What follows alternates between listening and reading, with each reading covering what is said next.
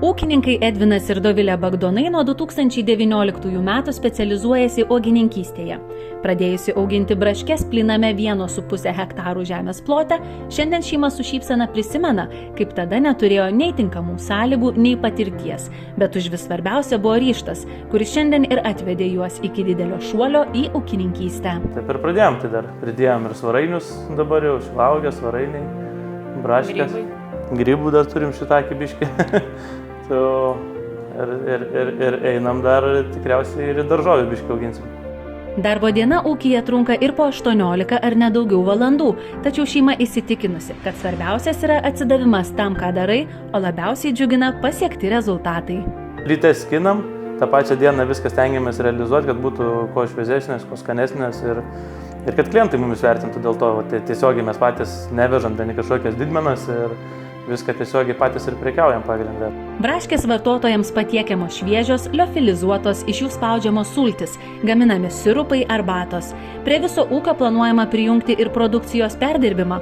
Taip, anot ūkininkų, verslas galėtų veikti ištisus metus.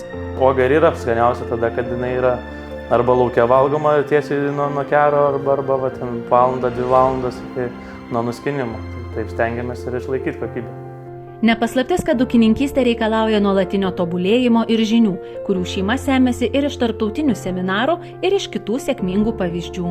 2 metus, daug kursų, daug skaitimo, daug konspektų visokių rašymosi, analizavimo ir tada turi, kaip yra pasakyti, dviratis yra, tiesiog reikia išmokti su juo važiuoti. Šiandien šeima ūkį vysto net 7,5 hektarų žemės plote. Prie to prisideda ir draugai, šeima, kurie anot verslininkų yra didžiulė pagalba norint pasiekti tikslą. Kada tu turi vieną lysvelę, ten kelis arus, tu dar suspėjai.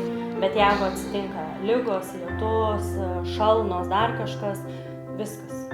Tu jau turi labai greitai sureaguoti ir viską susitvarkyti. Bagdonų šeima neslėpia, kad ilgos darbo valandos reikalauja tikrai daug jėgų ir kantrybės, bet didžiausia laimė ateina po to, kai matai sėkmingai augantį ir besiplečiantį verslą. To jauniesiems ūkininkams ir linkime gausių derlių bei tolimesnio veiklos vystymo.